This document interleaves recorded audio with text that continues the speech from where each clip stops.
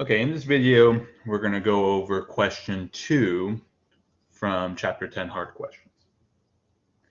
So the scenario reads, let the supply and demand curve for gallons of gasoline be the following. Price equals 2 times quantity, and price equals 12 minus quantity. Treat each question as independent of each other. So the question reads, suppose there is an external benefit of $3 per gallon. Which of the following is a socially optimal outcome? Okay.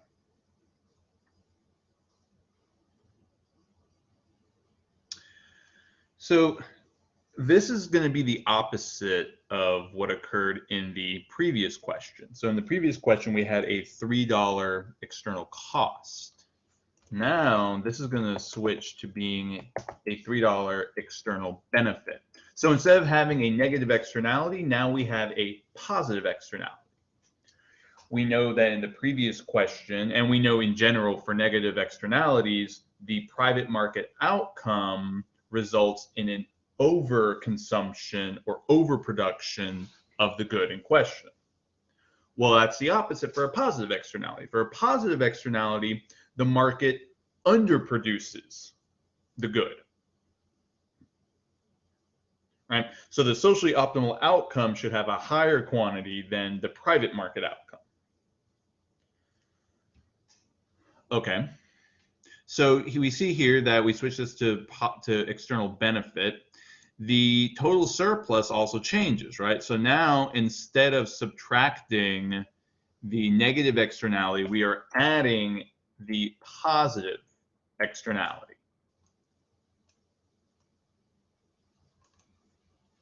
All right.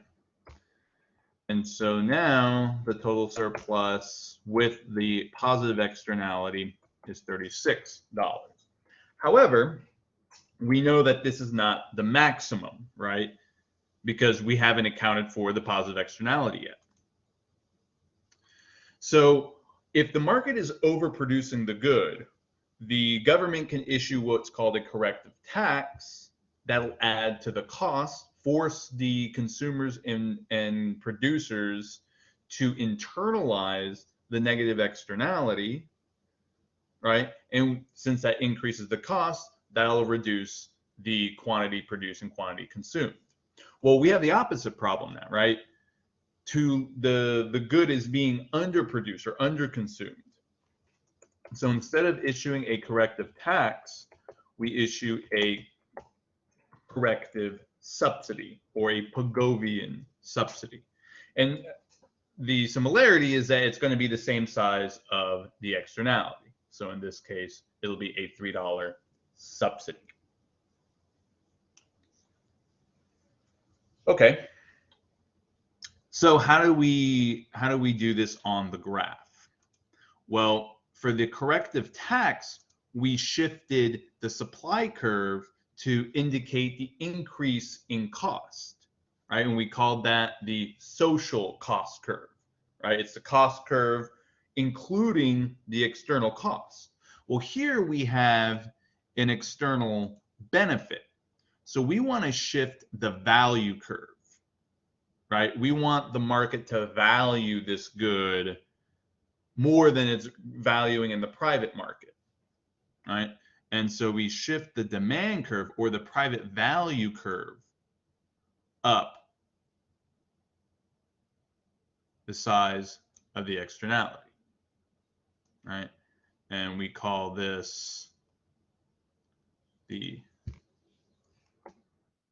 social value curve.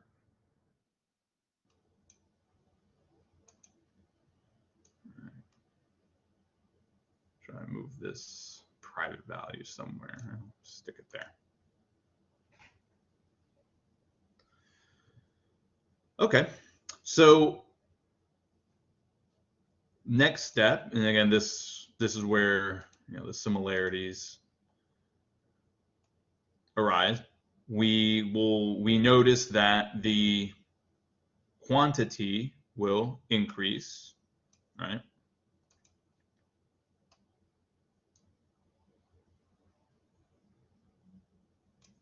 Now notice that the price also increases here. Now keep in mind that the government has issued a subsidy. So whatever the consumers end up paying, we have to subtract 3 from there to represent what's called the effective tax, or I'm sorry, the effective price, right? Because they're not going to pay the price. This is the price up here. This is the price that the consumer is going to pay the firm, but then the government issues a $3 subsidy, right? And so the effective price is going to be down here, accounting for the subsidy.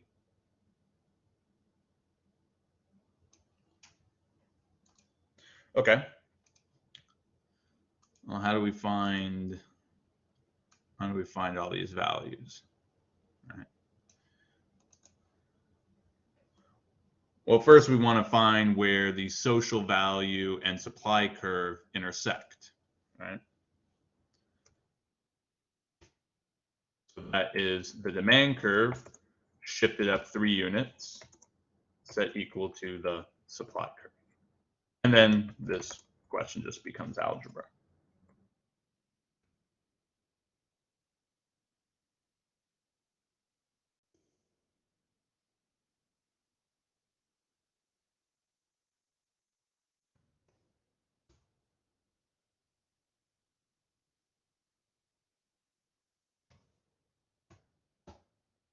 Right? So we end up with a quantity of 5. So quantity 5 and price 10. But remember that the effective price is the $10 minus the subsidy, right? And so similar to taxes, we know that the size of the subsidy is the distance between the social value curve and the private value curve. And so this point here will be the effective price, and we know that the distance is going to be the size of the subsidy, which is 3. So 10 minus 3 is 7.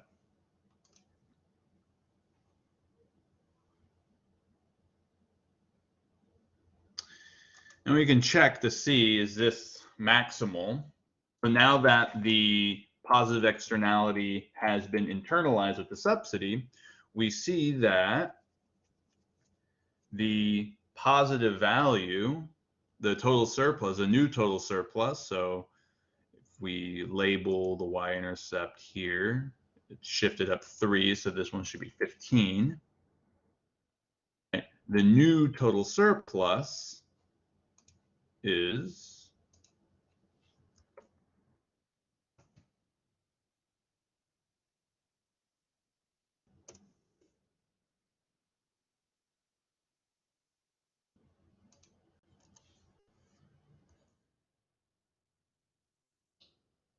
15 minus 0, 5.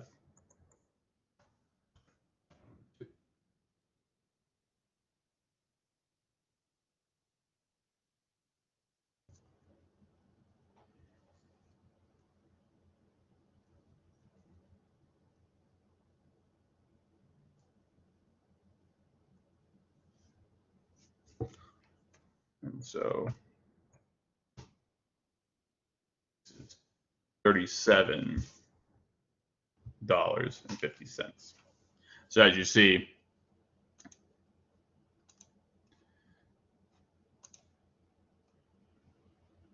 this number here is greater than this number here. So indeed, this is the maximum surplus, or the socially optimal surplus. So the answer to this question, what is the socially optimal outcome, is price of $7 and quantity of 5. So the answer is C.